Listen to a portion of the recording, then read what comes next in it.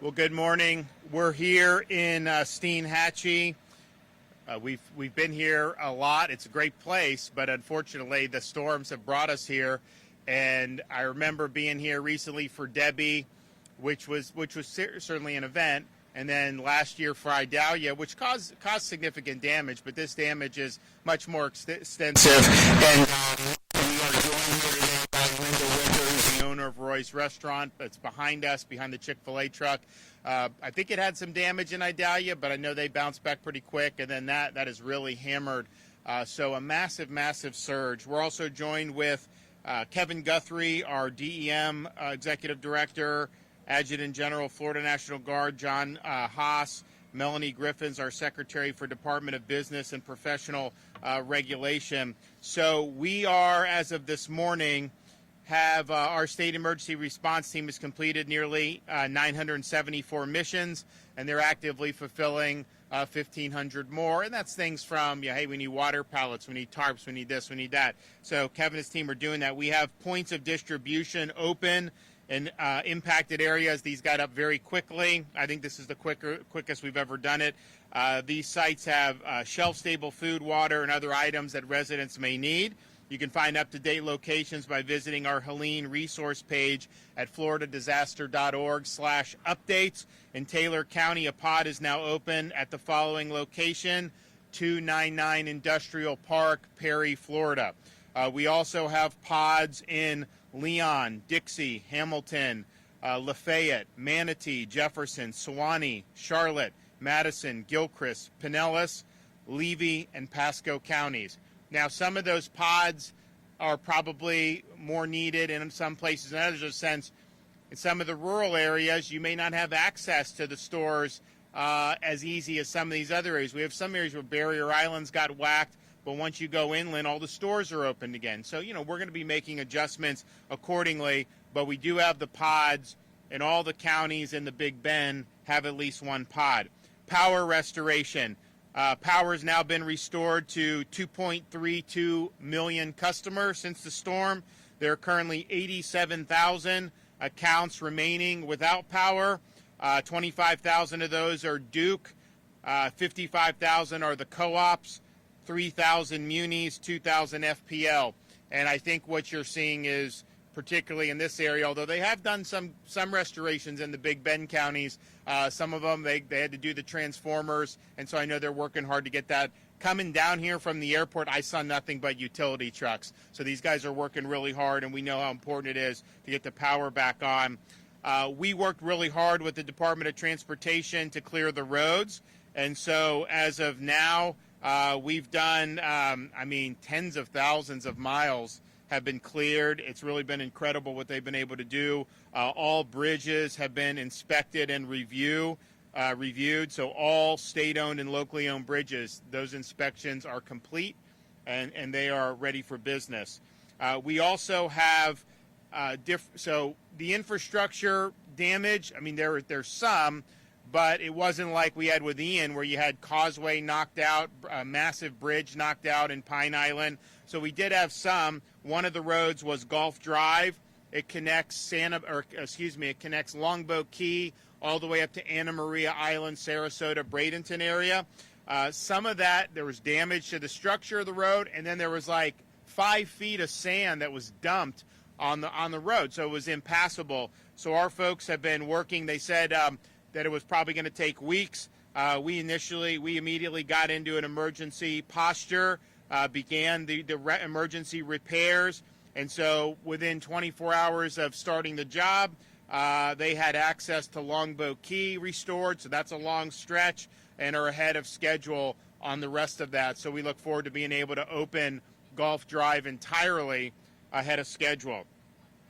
Taylor County.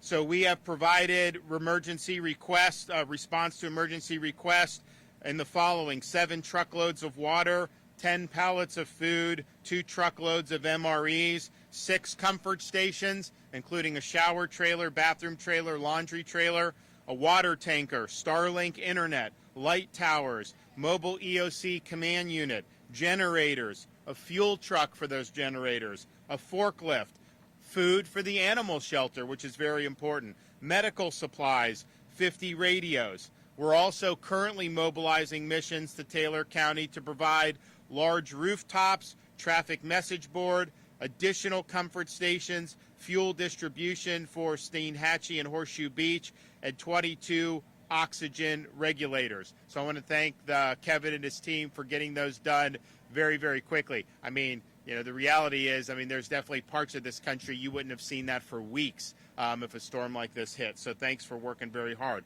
Housing. When you have a storm, you know, this magnitude, you had a lot of the homes on the coast, particularly in the Big Bend. You know, it's interesting. I'd go to some of these places, and after Idalia, there was obviously some damage, but there were some homes, particularly the ones that were high, that were fine. Some of those same homes that were fine during Idalia and after Idalia, I saw totally destroyed, just a slab of concrete. So this is going to be a massive effort. The state's collaborating with county emergency management partners to open recovery shelters throughout the impacted area, so you can be connected to resources and assistant teams to assist with finding solutions to any barriers that may exist. We're also working now with the Department of Emergency Management, and they are working to provide travel trailers for people to live while on their property. So some homes are totally gone, which is obviously a very tragic thing. There's other homes that had major flooding. Maybe they have to muck and gut the interior.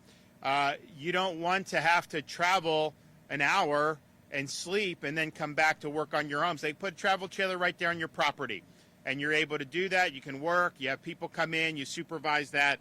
It's much better. I think people like that better. So we've mobilized hundreds of trailers around the state, and we're willing to get hundreds of more if needed. If you need a travel trailer to be brought to your property, you can go through Hope, Florida. The Hope line is now 24/7, and the number is 833-GET-HOPE, 833-GET-HOPE. You can request a travel trailer, and Hope, Florida will work with Kevin and his team to get that done. We also have Hope buses that are now available for in-person service for communities impacted by the storm. On Saturday, and almost immediately after the storm, we had Hope buses deployed to Taylor and Madison counties, also Pasco and Manatee over the weekend. Now we have 5 Hope buses. Bridge Church in Madison, 9 a.m. to 12. Alton Church of God Family Life Center in Mayo, 12 to 5. Steinhatchee Community Center, 10 to 4. State College of Florida in Bradenton, 12 to 5. James P. Gill's Family YMCA of West Pasco and Trinity, 10 to 2. So if you do go to the Hope, you can call the Hope line too. You don't have to go to the bus, but if you go to the bus, what they will be able to do is link you with resources that are available, not just government resources and not even primarily government resources. You know, we're with Operation Rubicon in Pasco County.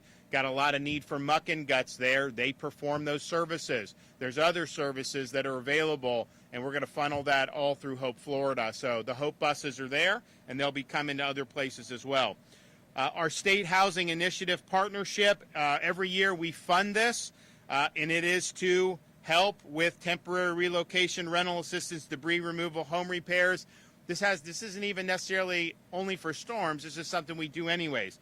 If you want to look for SHIP resources, go to floridahousing.org, floridahousing.org. FEMA has granted individual assistance to a number of Florida counties, including Charlotte, Citrus, Dixie, Franklin, Hernando, Hillsborough, Jefferson, Lafayette, Lee, Levy, Madison, Manatee, Pasco, Pinellas, Sarasota, Taylor, and Wakulla counties. We've also been approved for public assistance for those counties and more. And we also have hazard mitigation grant programs. You are eligible, the counties in the state of Florida, to apply for those grants. Now, today, we're pleased to make the following announcement. As you see, there's damage to homes, but also damages to businesses. And so you look at Roy's Restaurant, very important part of the community, very important restaurant here for so many folks. That got hammered by the storm. They're not able to operate out of the restaurant right now, and they're going to need major rebuilding. And Linda Wicker, the owner, has vowed to rebuild.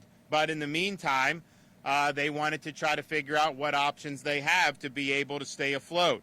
So they wanted to utilize a food truck that's been donated to them to be able to host restaurant operations from that site. I know a lot of people will rally. I know a lot of our first responders and will eat there. They'll spend a lot of money there, so it could be very good. But you have bureaucracy. And so the bureaucracy was saying, well, we don't know. That's not the way to do it. And my message is I don't have time for bureaucracy.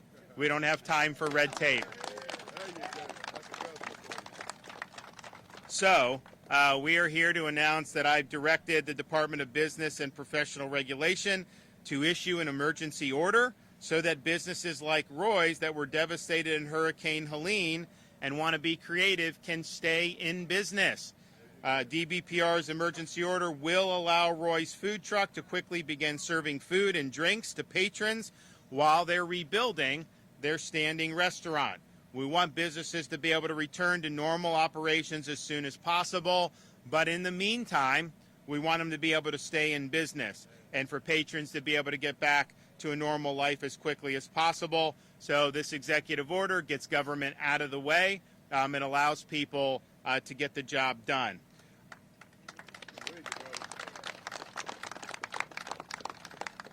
We also we always do housing with hotels, pre-storm evacuation. We're keeping that open through Visit Florida, the emergency accommodation module on Expedia and Priceline. Now, obviously, Taylor County, the options aren't as much as, people had to flee from Treasure Island over in the Tampa Bay area. There's a lot of hotels in that greater area where you could take advantage of. So this will probably be better for some than others, but nevertheless, that's continue to be up and running. We also have our small business emergency loan program. So that's $15 million in a zero-interest loan and very flexible repayment options on that one. And you're eligible for up to $50,000. And so if you need cash flow, that's probably going to be the most generous thing that's out there, certainly from the state, for you to be able to do. And if you want to be able to look and apply for that, you can go to www.floridajobs.org/EBL for that. We also have activated the Florida Disaster Relief Fund. This is our official private charitable fund to assist Florida communities as they respond and recover during times of emergency or disaster. This is a partnership with the public sector, private sector, and other non-government organizations to support response and recovery. And this has been something that's been very flexible. So, for example, you can use Florida Disaster Fund to help fund some of these organizations that are rehabbing homes. We've done that. We've also used it to fund educational organizations that were helping teachers who were displaced, or law enforcement charities that help police that had their homes, or firefighters that had their homes destroyed. Because, a lot of these guys that have to serve the public, it's not like they're immune from damage. So that's been used for a variety of ways, particularly with Hurricane Ian. If you want to make a tax-deductible donation, you can go to floridadisasterfund.org and do that, and all that money goes straight to helping people. There's no bureaucracy and red tape. And I know the First Lady, I think she got in Ian, she got the credit card fees, processing fees waived. I think they probably are doing that again, so we're thankful for that. We had a very efficient storm response. We had massive storm surge. It was life-threatening. The fact that, Wayne and everybody here, no fatalities in Taylor County is honestly remarkable when you consider how high this storm surge was. And, the bottom line with storm surge, you could have a Category 5 wind. If you hunker down and you're covered in a place, you potentially can ride that out. You can't ride out 15 or 20 feet of storm. It's just too powerful, and it's destructive. And so we had massive numbers of resources staged. Locals had resources to make emergency response and rescues. And there were thousands of missions between municipal, county, and state agencies that were effectively discharged right after the storm. And a lot of lives were saved. And that's great. We also, after that initial push, we did not have continuing calls for emergency response. We did not have continuing calls for rescue. That had been done, and we were in a good spot there. So we've been focusing, obviously, on stabilization, power restoration, getting people the relief that they need, and then getting them on the path to rebuild. But we also have seen this storm do a lot of damage in other parts of the country, and particularly when you get up into the mountainous terrain of western North Carolina. And as damaging as you see around here, it's important to acknowledge that they are in really dire straits right now. When you have roads totally washed out, bridges totally gone, you have whole communities that have basically been wiped off the map because it's very rugged terrain. So what they're now facing is you can't get out of some of these communities. You can't just drive cars in. Most of the roads are impassable, and people need relief. And so that's something that as Americans we should all be concerned about. It's also a fact that you go to western North Carolina, particularly in the summertime, it's basically like Florida North. Half the people there are from Florida, and all these communities, they're beautiful communities, and it's not humid, so you can see why people do it. Now, a lot of Floridians, by the time Labor Day comes, they do come back to Florida. If this had happened in August, there would have been tens of thousands of Floridians, but there's still Floridians there. And so we want to make sure that we understand the storm had impacts far beyond our borders, and it's impacting Floridians in the North Carolina and Tennessee mountains. So we launched this weekend Operation Blue Ridge. This is a multi-state agency response, including the Division of Emergency Management, our Florida State Guard, our Florida National Guard, our Department of Transportation, our Fish and Wildlife Commission, and Florida Law Enforcement Coordination Task Force to go up and to effectuate rescues of people who are not able to get out of those areas. And what's going to happen is they don't have a lot of power to restore that. I don't know how they're going to do. It's hard to get supplies in. The only way really is by air in some of those places. And so just like we did when October 7th happened and Floridians were caught up in the Israel-Hamas war, just like we did when Haiti started going even more haywire than normal, we authorized rescue missions to be able to bring people back to the state of Florida. So we are doing that now in the state of North Carolina. If you have Floridians that need help and need evacuation, you can go to floridadisaster.org/Operation Blue Ridge. floridadisaster.org/Operation Blue Ridge. We have Chinook helicopters that are available. Now, those are bigger birds, and so you got to have a place to land it. Some of these areas may be even tighter than that, and so we'll be using other assets to be able to maybe get into some tighter areas to be able to bring some people to safety. So Operation Blue Ridge, go to floridadisaster.org/Operation Blue Ridge. I want to thank everybody that's been involved in this response. Obviously, we've got a lot more to do, but people have worked around the clock. The response has been very efficient and effective, and we're going to continue to do all we can to help the people, not just here in Taylor County, but throughout the state of Florida and beyond. Okay, Kevin Guthrie, Division of Emergency Management. Thank you, Governor. I want to thank the Governor for jumping into action when we knew this storm was coming, and for continuing to stand alongside not just the Florida Division of Emergency Management, but the many, many agencies, nonprofits, and state agencies, local agencies that make up the state emergency response team. Governor, it's because of your leadership that we're able to get this job done and do it very effectively and efficiently. As of this morning, the state emergency response team has completed nearly 1,000 missions, and we're working on nearly 2,000 more. Urban search and rescue teams will finish all operations in Florida today.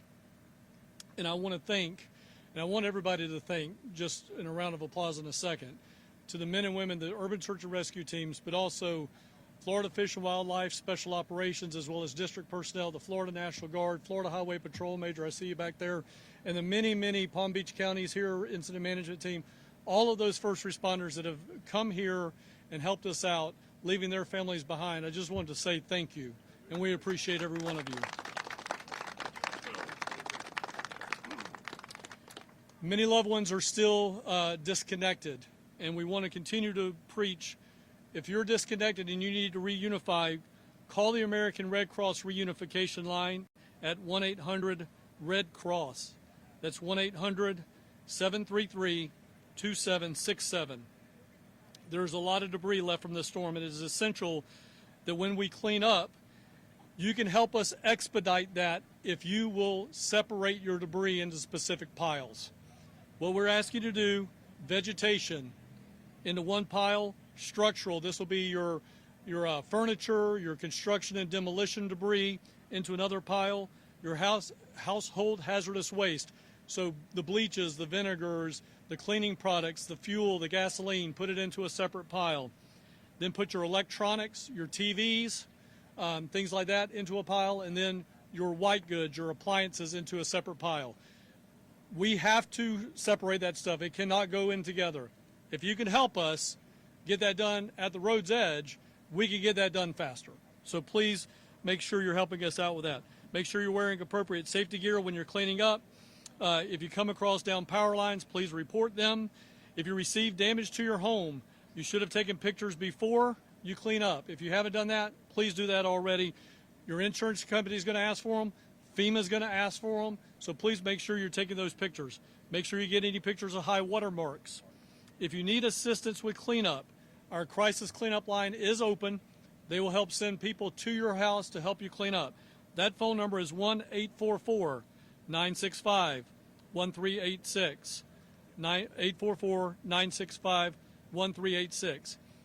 Do not get wrapped up with anybody that looks sketchy and is trying to get cash money from you. There are a lot of uniforms and badges around this town right now. If that happens and you thinking you need to report it, go ahead and report it. Any of the men and women of the State Emergency Response Team, that includes all of our state agencies, our Florida National Guard, our Florida State Guard, your local law enforcement, make sure you're reporting that. You can always, through the Department of Business Professional Regulation under Melanie's group, can always check a contractor's license by going to myfloridalicense.com, myfloridalicense.com, and then you can report that unlicensed activity at 866-532-1440. Again, 866-532-1440. We have 30 points of distribution that are open today. The Leon County ones, because I know we're in that media market right now, the Leon County ones will close today at close of business. So we will be going down, but they have shelf-stable food, water, and other items that you may need. I know that many of you do the right thing and you have a preparedness kit, and you've gone through everything in your preparedness kit. So if you need more food and water, you can go to a point of distribution and get that and replenish your kit right now. So please make sure you're doing that. Individual assistance is available for residents of 17 counties that the governor enumerated earlier. You can get signed up at one of 3 locations. Visit disasterassistance.gov, download the FEMA app, or call 1-800-621-3362. Our state assistance information line is still taking calls 24/7. If you need information, all the information I just dumped here, you can go to one location and get all of it. That's our state assistance information line at 1-800-342-3557. For a full list of resources, please make sure you're going to floridadisaster.org for updates. I will also say we, the Florida Division of Emergency Management, have people here on the ground. And I'm going to ask them to raise their hands, but both my regional recovery coordinator and my regional coordinator that are assigned to this area, Glenn Hammers and Christian Rivera, are over here to the side. If when the governor and I leave, you have questions, these 2 guys can help you out. They will sit here and answer as many questions as you want them to answer. Governor, as always, thank you for your leadership and trust in me and the agency, and we look forward to continuing the good work we're doing. I'm not very good at this, but thank you all for coming. First of all, I want to thank the Lord for our safety. And Governor DeSantis, oh my gosh, I cannot say enough. If every state had a governor like him, our country would be so much better. Ooh. Thank y'all for being here. We're going to do everything we can to get back up and going. Our community is suffering. Let's all help one another.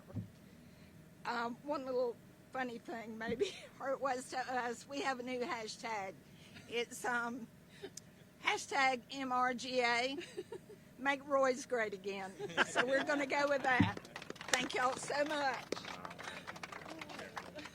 Oh, I love you. I love you guys. Oh, Thank you're you. the best. Thank you so much. Thanks so much. Thank you. Now, because I know, what's the time frame on your portable? You can do that pretty quickly, or what? I think so. I think so. Probably a couple of weeks. Okay. Get that off. And no, not because you're delaying us. That's our delay. Yeah. Because we've got so many relief.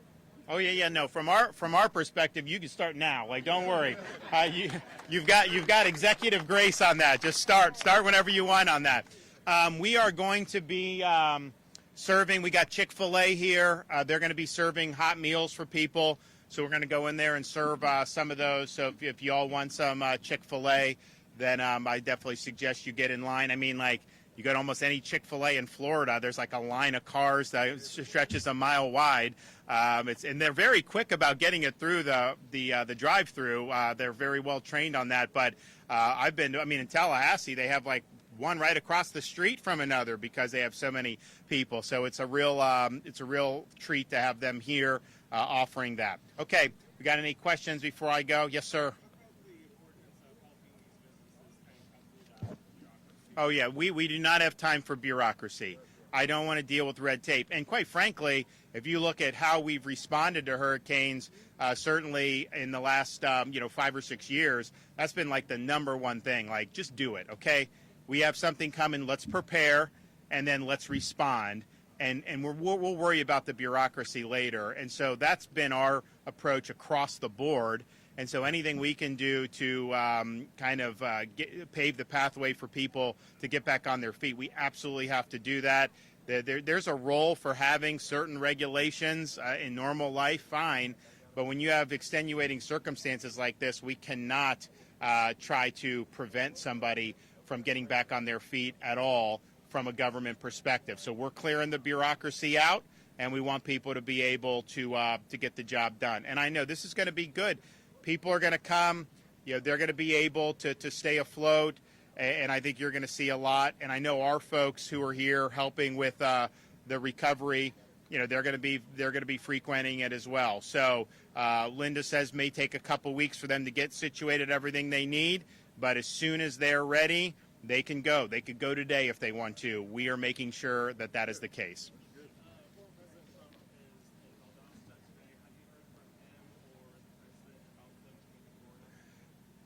I was in the air when President Joe Biden called, so I wasn't able to talk to him yesterday. What I would say is Florida, we have it handled.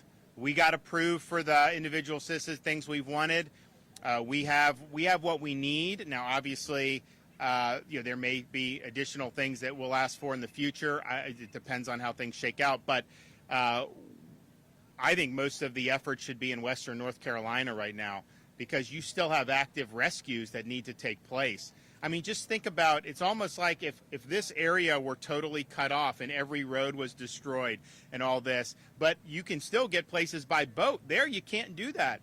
You're in, and I just think they should really, the federal government should focus on that. We're running rescue flights. We're happy to do it, but I know the federal government has more assets than the state of Florida has, so there should not be anybody left behind in those communities.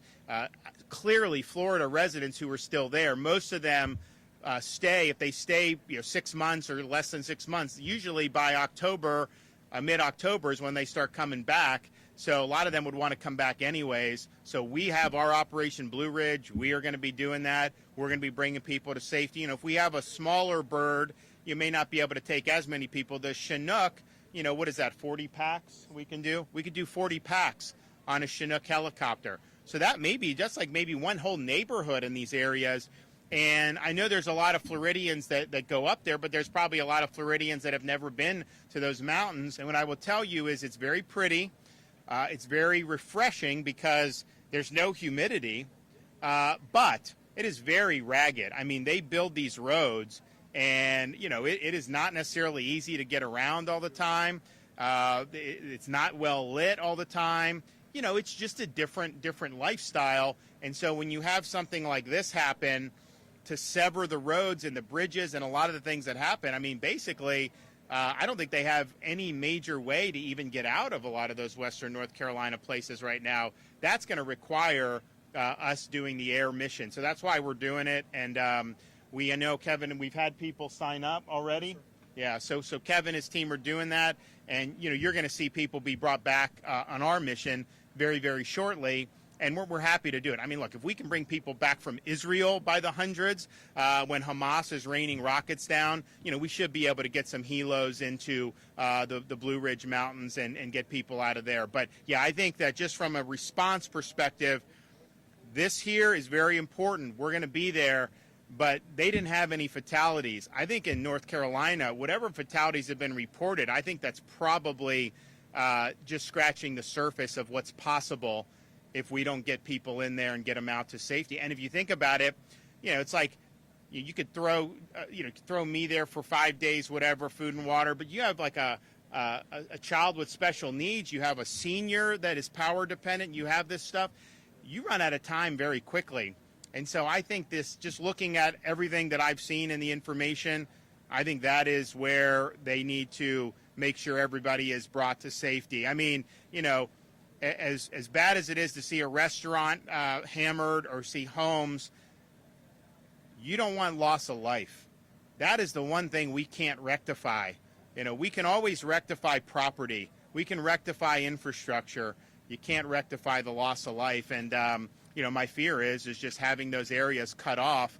It's a very difficult mission. So we're in the mission. We're in the fight. We're going to be bringing people back to safety, and we'll keep doing that as long as it's necessary. All right, let's go eat some Chick-fil-A.